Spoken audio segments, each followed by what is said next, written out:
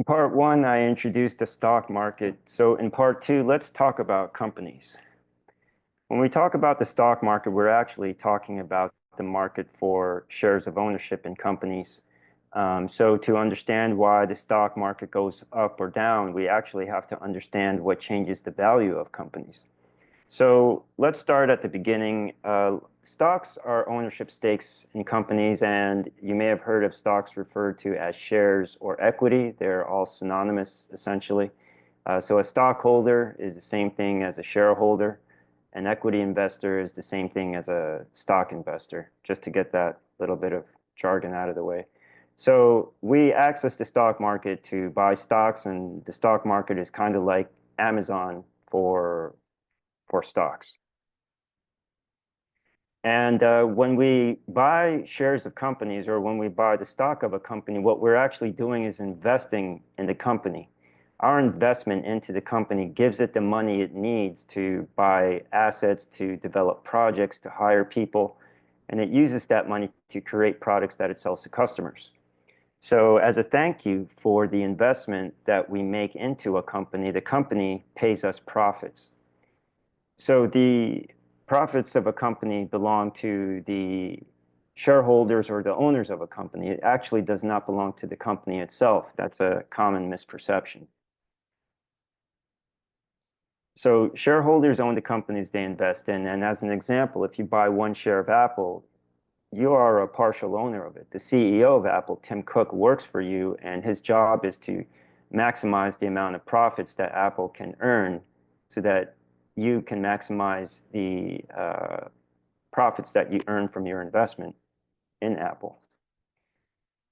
And as a stock investor of Apple, not only are you entitled to profits as well as the losses of Apple, you also get to vote at annual shareholder meetings, and the company depends on your vote to set things like the compensation of the CEO and other issues related to the well-being of the company. So just like as citizens, we vote for people to manage the government, as stock investors, we also get a vote on who's the CEO and who's on the board of directors and some of the basic governance issues around how the company is run.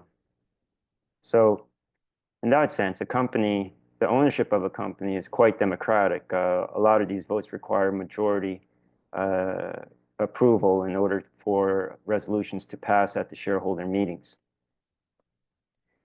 Now, with this expanded definition of what a company is, we can see that a company is in fact a middle person between the owners of the company and the customers of the company. So a company has two goals that it must balance. One is to make customers happy, and the other one is to enrich its owners.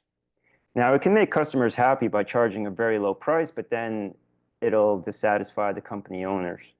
And it can satisfy company owners by charging a very high price to customers, but then it'll lose the customers. So it's really a balancing act. And the profits of the company are defined as the sales from customers minus the expenses. And so that is what the companies are trying to optimize. They're trying to get as much sales as possible and to minimize expenses as much as possible to give us the greatest amount of profits possible as company owners. And in this context, you can think about the profits being a thank you to the company and also the sales being a thank you by the customer to the company for the products that they sell to them. Now, there's an interesting analogy here because the profits are to companies what savings are to people. So as individuals, we save money when we spend less than we earn, and companies earn profits when they also spend less than they earn. So in a sense, companies are not that different from people. We kind of created companies in our own image. So companies, in fact, have two options for their profits. The first one, as we've discussed, is to pay them to shareholders. And when it pays them out to shareholders, it's called a dividend.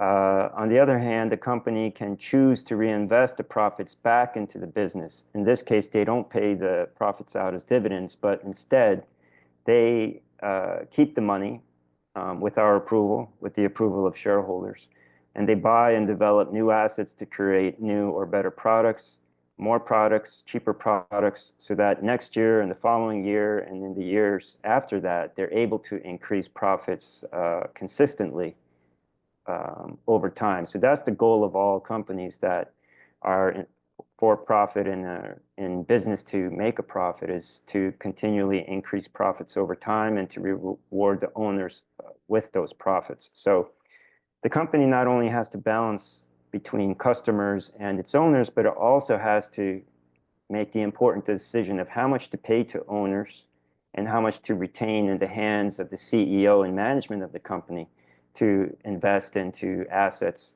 And the wisdom of its investments into those assets are going to determine how innovative and how competitive the company is going to be in the future. So up next, let's understand a little bit more how companies work and how they're structured.